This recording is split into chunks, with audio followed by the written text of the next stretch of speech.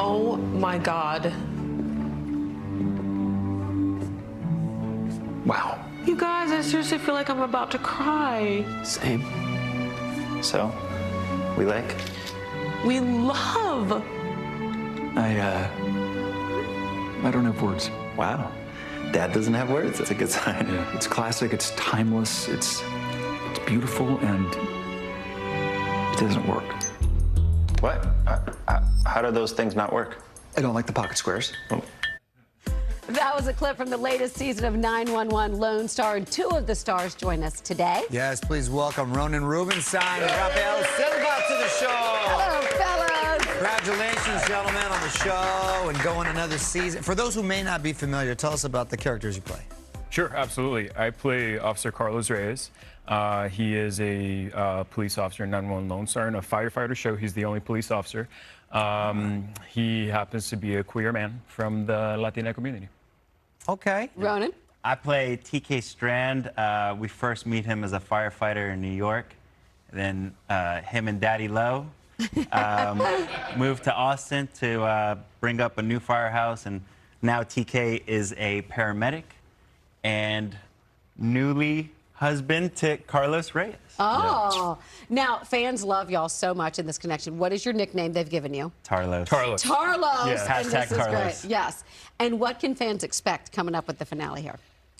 The big wedding. The big wedding. The big Is it going to 2-hour happen? wedding. 100%. Absolutely. Okay, good. Yeah, it's going to happen. 100%. It's going to happen. You know, we have brilliant writers. We have the head, you know, Tim Minear and Rashad Raisani. Tim is our showrunner, so he leads the writers' room, and you know, they've really made sure after season 1, 2, 3, and 4, and still up until the last second, he's making sure that we're all going to earn this wedding, and we earn it right up until the last moment. And so there's some bitter sweetness behind it, but it's going to be a beautiful wedding. And Ronen, you play Rob Lowe's son. Great casting, because I could totally see the whole deal. So how was that when you had a final casting with him? I'm sure there was a reading and with Rob. And obviously, you have to have a physical similarity to him. But how was Rob with you? And tell me about that process. The very first time we met was in the chemistry read. And as I go to shake his hand, he looks me dead in the eyes and he says, "Yep, I see it. Yep." And he said from that moment he knew immediately. So it just sort of sparked. Gives you a lot of confidence going into your reading. A lot of confidence, but also, you know, pretty nerve-wracking. But, you know, he's become a mentor, not just a co-worker. And, you know, he plays my father on the show. And it's been an incredible journey, you know, what we went through, especially the first time you meet these two in New York. It was a heavy intro to these two characters. And now full circle, he's my best man at the wedding. It's a really special journey we've been on. Growing up, did people tell you you looked like Rob Lowe? Like, did you hear it before this casting?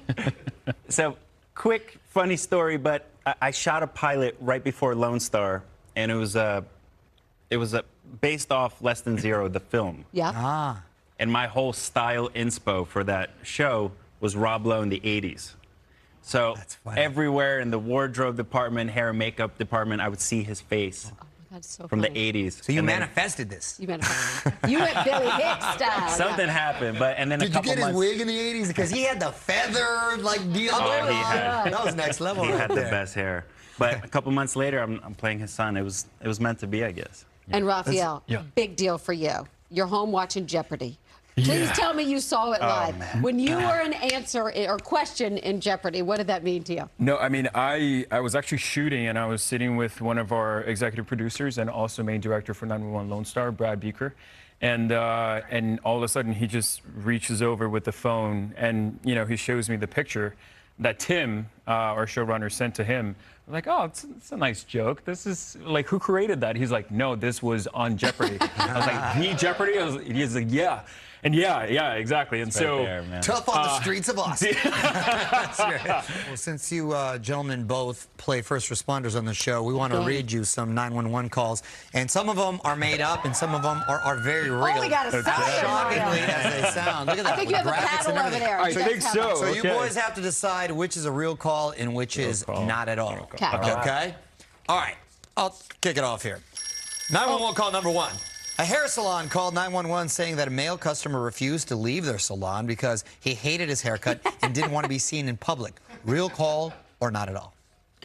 I believe that. By the way, ding, ding, ding, it's a real call. Come on! I think that might have been me, because I'm very specific with my hair, okay? Both you guys got great going on. So We tried. There you go. All right, how about this? 911 call. Oh, here we go. There's your call. A man called 911 saying he got stuck in a dangerously tight Under Armour shirt and needed help getting out. Been there. Real call or not call? Might be real again. By the way, you are correct. Real call. Wow. At this point, anything's possible. Wow. Wait, how tight are the Under Armour shirts? Sometimes you need help to, like, at least give it to my hand. Give it to my hand on the back right there. Get started. Yep. All right, 911 call number 3. There it is. A woman called 911 from a public bathroom claiming the bathroom was putting her health at risk because the sink had no more hand soap. Real call or not at all? Ooh, those public bathrooms. I believe in America. Yeah. Not at all, boys. That's not at all.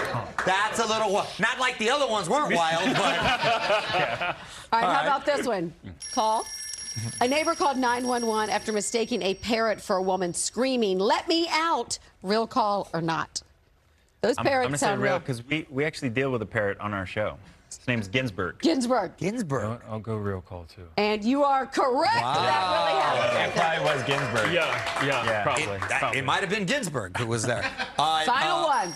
911 call. A woman in Ohio called 911 5 times in 1 hour demanding that the dispatch operator find her a husband. Real call or not at all? Not find her husband, find her a husband. I hope that's real.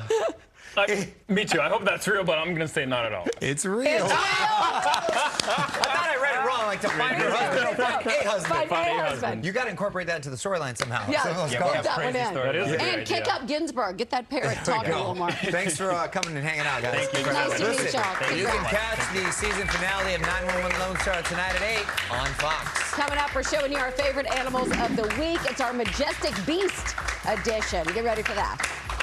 That's so great. Did you get the lesson?